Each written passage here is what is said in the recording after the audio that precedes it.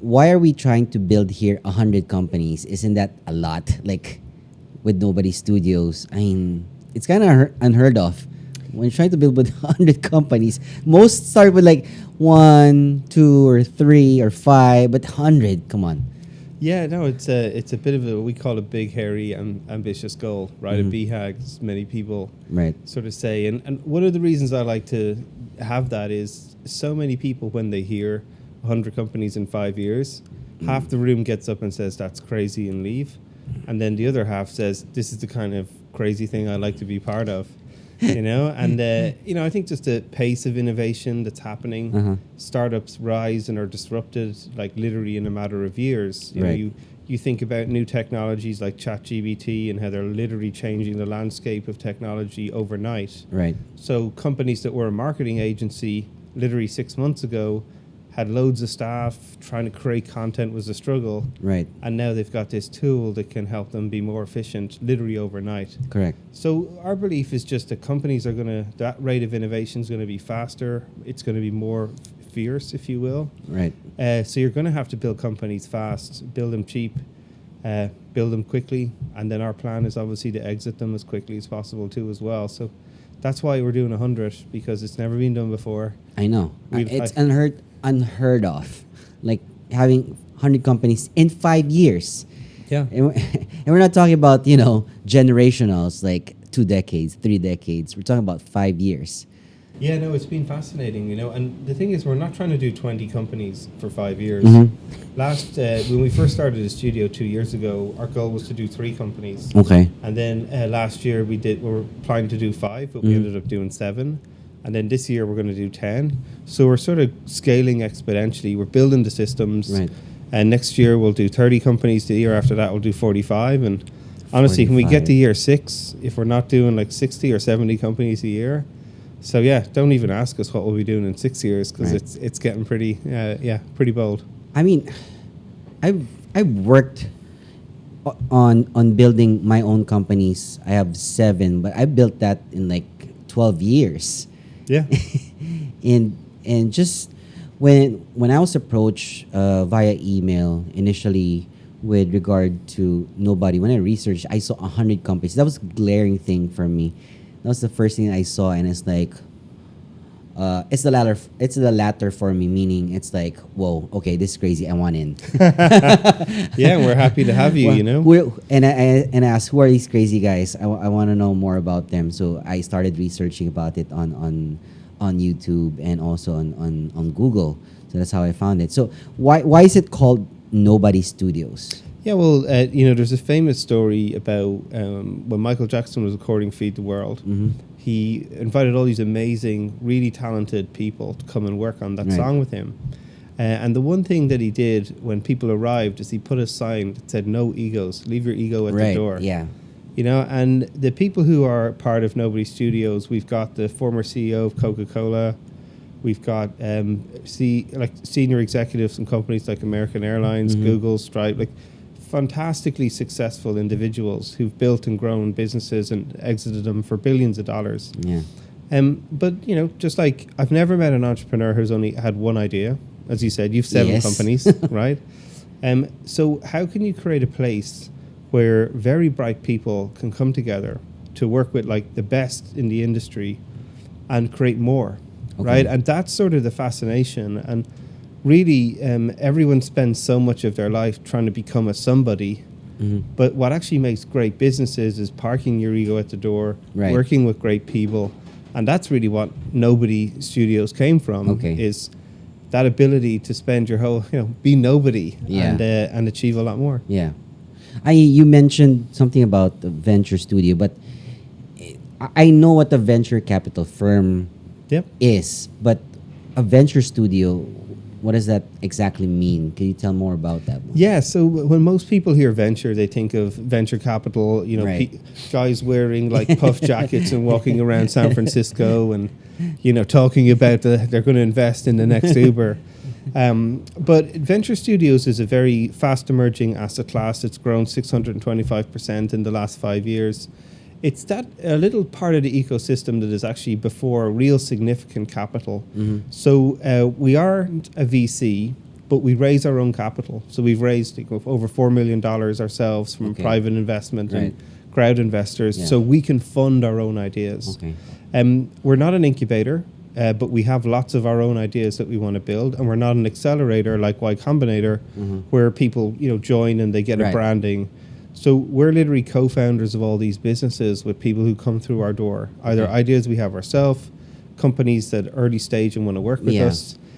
So it's really venture capital plus an accelerator plus an incubator plus a startup all rolled into one, and super fun, like building all these different companies in broad domains. Yeah, but you mentioned a lot of companies that are there in the types of it. What are the types of companies that you work with right now? Yeah, so we sort of call ourselves a equal opportunity innovator. Equal opportunity innovators. Right, so we're not just doing like social media products, or digital, right? Exactly. So we have business to consumer companies, we have business to business companies. Areas that are really interesting to us are health and wellness is huge, travel and tourism. So we've got companies in health and wellness is huge. Some ones that are quite interesting is WebDelics. It's like the WebMD for psychedelics. It's a huge area that's been sort of coming into the mainstream as alternative options there. We have a company called Prehab. If anyone's ever ended up in rehab, it only has a 2% success rate. It's really ineffective. So why wouldn't you build a product that people never end up in rehab? So using biometric data to recognize people's mental health as well as their physical health, helping them correct earlier. And we're also working with Dr. Gina Poe. So she's one of the leading sleep and dreams researchers on the planet. She used to run the sleep lab at Harvard and at UCLA, where she currently is at. And she has spent 20 years studying people sleeping and their dreams. She's never built a digital product.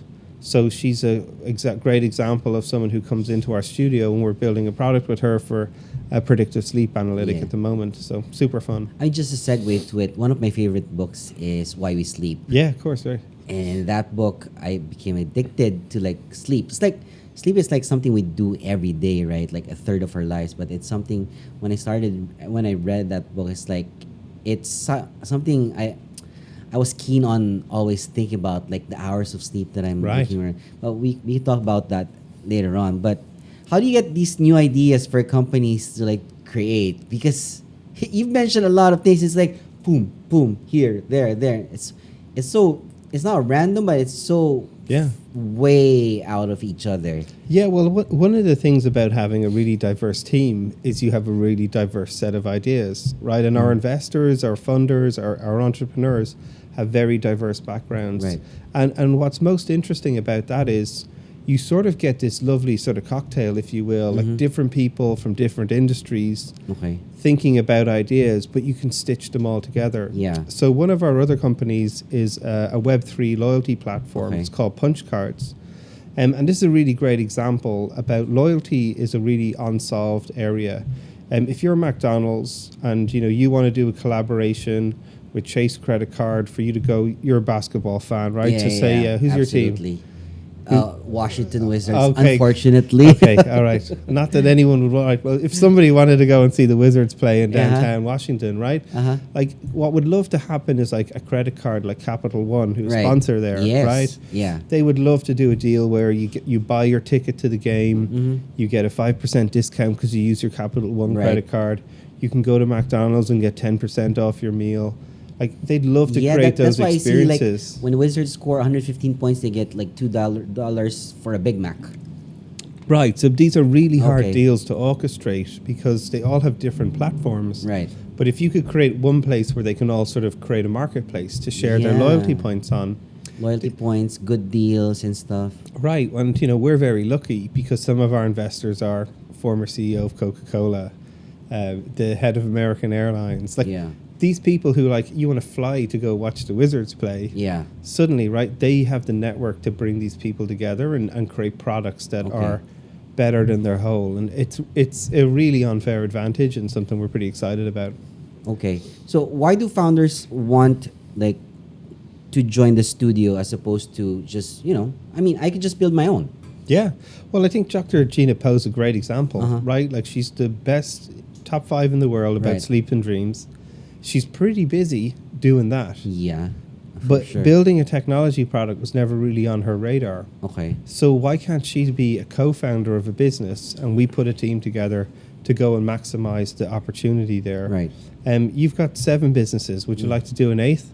I bet you would, right? You've got Absolutely. ideas to do it. Absolutely. Like I have pots to water, and I think I have a few pots left that I can water on my own too. You know, yeah. and like we've only so much hours in the day. We've only much things we can put our time and energy into, right? So that's a great example where entrepreneurs are doing a lot of things, where you can contribute to that company. You could be the seed to it. You could bring your network, your influence to it. But we put a team around the rest of it and drive the business forward. So it really gives lots of people this sort of idea of doing multiple things in parallel, which I think is really the future of entrepreneurship. I don't really see anybody people will still have one job that they do and they go in from 9 to 5. But I think the truly entrepreneurial folks will always be turning side hustles into businesses, creating multiple revenue streams, bringing their networks and turning it into equity. Right. So that's what the studio is designed for, is to create that opportunity to play. Okay. So you mentioned also about crowdfunding and stuff, but what's the difference between crowdfunding and equity crowdfunding? Yeah. Because there's something different for me. Yeah, as well. no, it's massively different, right? But this is like the future of finance. So in the very earliest days, if you were an entrepreneur and you needed money for your business, you had to go to the bank. And you'd walk in there and there's a stiff banker sitting behind a chair and you'd say, "Hi, I'm starting a social media company. Can I have like $10,000 to do that?" And they'd just look at you and go, "What? I don't understand your bit," so you wouldn't get it. Yeah. Then venture capital started because entrepreneurs started exiting their businesses, right? And they had this excess capital. Yeah.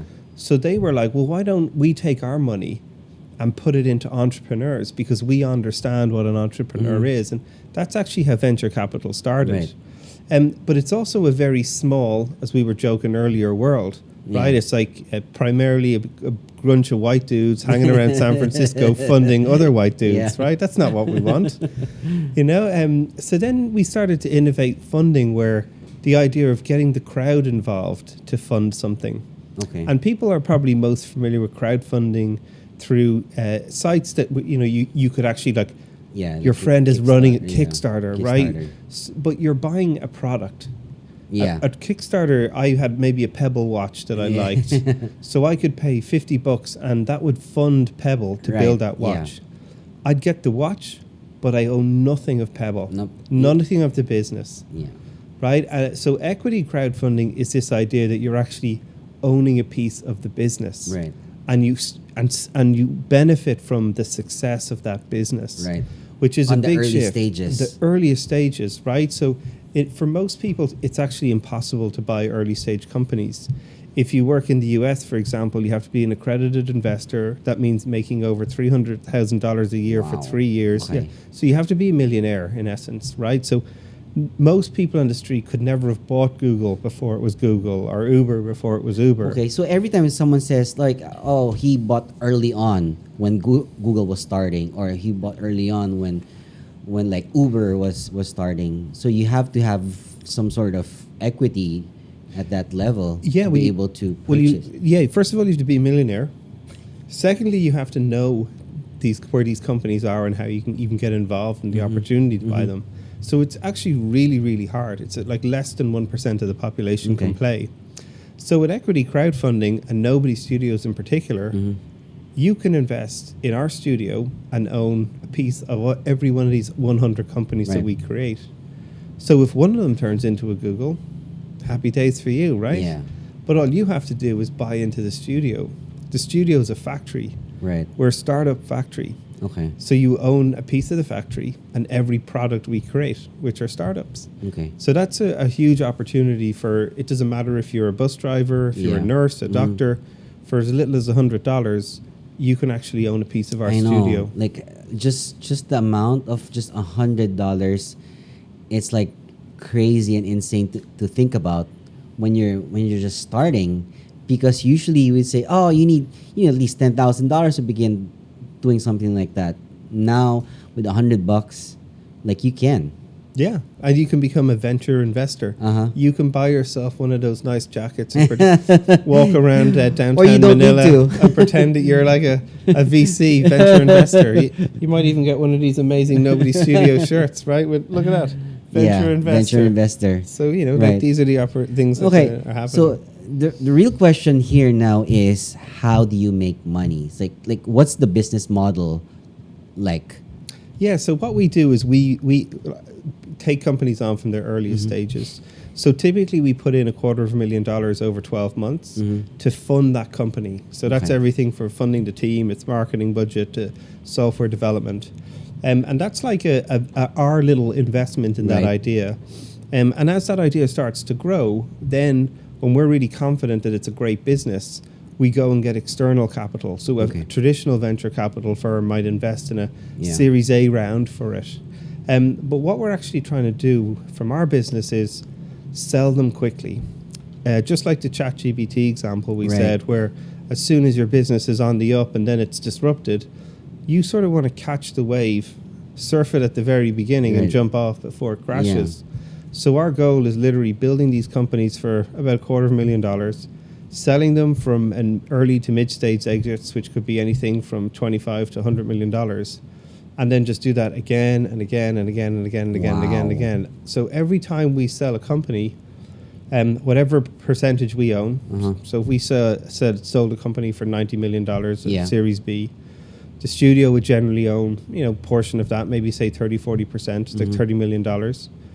And then what we do is we take 30% of that and put it back into the studio's fund to keep building. Yeah. And then we distribute the other 70% to our Okay. stakeholders. So that snowballs it. Literally. So if you made like an $1,000 investment in Nobody Studios and we had a $90 million exit, you'd get about $450 back. Right. Okay. So every time we sell one of the 100 companies, you get a check in the post. Right. Okay. So speaking about that, if you invest, when do you see an actual return? So we're in the early stages of building the business, right? We expect it's probably about 18 months to 2 years before we'll sell the first company. Yeah. But the thing that's really exciting is we've got 14 companies in production right now, four in market. That's right now. So in 18 months' time, you could be looking at like 18, you're looking at 4 to 5 different companies start to be sold. As we keep stacking up the amount of companies that we're building, Yeah. imagine the year that we launched 60 companies in 1 year. Yeah. And you could think 2-3 years after that, half of those might be sold. So hopefully, what I plan to make sure happens is that, people who invest now could be looking at getting 40, 50 checks a year in about 5 or 6 Wild. years' time. Yeah, it's wild, but that's the exciting thing about I know. building early stage companies. So how can you get involved with Nobody if you wanted to? Like if someone saw it online, like right now, someone's probably watching this and thinking, okay, that's very interesting. 100 companies in 5 years. Okay, how do I jump in? How do I get involved? Yeah, they literally just have to go to republic.com/Nobody Studios. Republic.com/Nobody Studios. Okay, we'll put it on the screen and on the caption as well, right? Yeah, and from there, literally make an investment. It doesn't matter where you are in the world. You don't Okay. have to be from the US, but it is a US-based platform. Yeah, I'd just say go check it out. Yeah. From $100 you can play right up to, $50,000, whatever you prefer. Right. Tell me about like some of the significant like people in Nobody, like on top of your head. Yeah, so like Besides you. thank you very well. Like I've been very lucky, right? Like the last company I had, we sold for like $170 million to Atlassian. They're like one of the largest software platforms in the world. My last company had a $9 billion exit. So that's just me. But like our chief exit. Nobody, they're crazy. But our chief Nobody's done 14 different startups. He's ex-Special Forces. His first company that he started was in the late, like sort of 99, and ended it just sort of Tech .com. boom. Yeah. He took it straight all the way to IPO when it IPO'd for Wow. about $5 billion, and this is like in 99. So Billions is big. yeah, these people are like we're just very lucky. When you're on republic.com, you can see a lot of the whole group of the people involved. Like I said, we've Yeah, you can check executives it. from I'm looking at the website. You can see all the names that are in there. Right? Yeah, and just like executives from Google, Stripe, Facebook, former head of Facebook Gaming, Phil Ranta, is one of our first investors. Wow. So these are just people who have a big pedigree. Like I said, we leave our egos at the door. Yeah. But we're trying to build companies at this velocity, and hopefully everybody can be part of it. There's so many companies that are already with Nobody Studios. Like I'm looking at them and like they're very interesting, and a lot of them also I've seen that are in the health and wellness business. Yeah, it's a huge part for us. Yeah, because that's a huge market right now. Well, it's exploding, right? And I think, you were talking a little bit about your passion for performance and marketing and books. Yeah. And I think the pandemic only accelerated people's awareness of mental health. I was going to give that as an example. Like I've worked with so many influencers that have started their own companies when it comes to health and wellness and beauty. Yeah. Include that as well. Like making others feel good about themselves and look good at the same time, inside and outside. Yeah. And it's a huge business. Yeah, no, it is, but other pandemic businesses we started, Ovations, which is an on-demand events platform. So the founder of that is Ray Leonard Jr. It's Sugar Ray Leonard's son, the six-time boxing champion. Right, Sugar Ray Leonard. So, Ray was basically booked over $1 million in booking to do speaking just in 2020 as the pandemic kicked off. And it just got wiped away.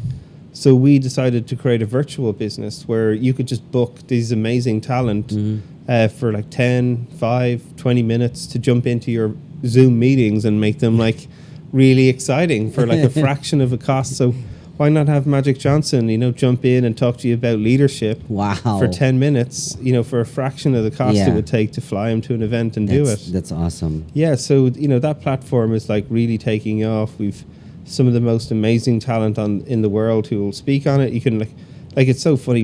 The guy Ray grew up with was like Floyd Mayweather is like one of his best friends. Mike Tyson, all these amazing people are just his buddies from growing up. And so just having those people as well as emerging talent on Ovations has been fantastic. It's crazy. I've seen her. What is Toki? So Toki is like this person. Yeah. Toki. Who's Toki? Toki's like a really inspiration. So when we were starting the business, we were trying to think of an emblem or a logo that would sort of best represent, and if you can see, obviously light bulb, the amazing definition of my guns, if you can just get past that. Yeah. But the light bulb is to represent this like ideas, right? Like we're in the business of ideas. But it's also people's face, right? And the messiness of sort of working through innovation and coming up with ideas. As well as like there's a dollar sign in there, like we're in the business of creating wealth for people, and that's sort of all of these little drawn together. But our chief nobody's son drew this. Okay. He sketched it out one day when he was listening to us talk about the company. Okay. And it became Toki. So that's our emblem. So it says here, question, ideas, people, and resources.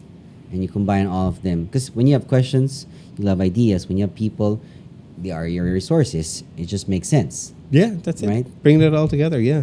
And to create wealth, ultimately, and impact the world. Right. So when you join Nobody, there is a chance that you will meet other nobodies as well, right? And share ideas as well with them. So it's like expanding your network exponentially, like really fast, huh? Yeah, and like we have investors in 30 different countries, all over the world. I live here in Manila. We've people in Singapore, Hong Kong, Israel, London, like you name it, we pretty much have people there. Wow. And I just think of it as like the greatest mastermind you could ever be part of. I'm sure maybe as an entrepreneur, you've probably taken part in masterminds, and your network and the people around you have a huge impact on your success. Yeah.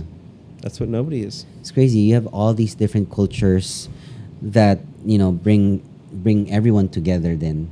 Right? Yeah. It's not just, one company who has a vision, stuff like that. Now you have people and best practices all over the other countries that are sharing their best practices with each other. Yeah, right? Yeah. And like we fully believe we might build companies in the Philippines and sell them in the Philippines. They don't have to go to the US. Okay. So it's possible that you build a company also in the Philippines and sell it in another country. Yeah, well, one of our companies called Parentipity, which is an online creator community for parents.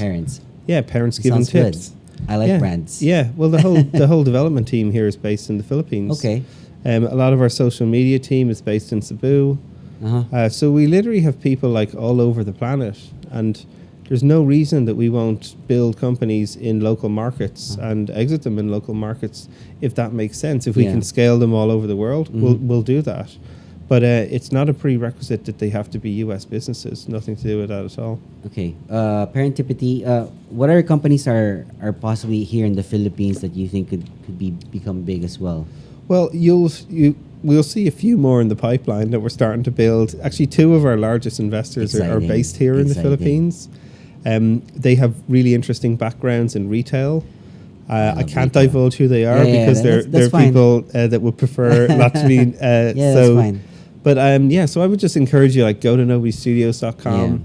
Keep an eye on what we're doing. If you've got ideas, we welcome submissions from people all over the world. I have so many ideas, but I could share, like, on my podcast, on my YouTube channel. I could share so many ideas with everyone, and everyone can grab it. It's just that the end thing is that if you can't execute it properly, ideas are worth shit. Damn right. That's what it's all about. Shit, like I could tell you now an idea to fix the problems in your backyard, like the dirt in your backyard. I have an idea for that, but then if you don't know how to execute it, then absolutely, and like, this is the power of a studio, right? Because all the capabilities that you need to be a great entrepreneur are provided by the studio. And you also have co-founders like myself and others who've done multiple businesses, lots of success, that can help you be more successful as a result. Okay. Yeah, I've seen the culture pillars that guide the work and drive the decisions of every day. It says here, capital and time efficiency. Tell me more about that one. Yeah, so our process for building products we call progressive, which is a mixture of being frugal and aggressive, because we actually think being frugal and aggressive actually creates more creativity. So frugal means being time and capital efficient. Right.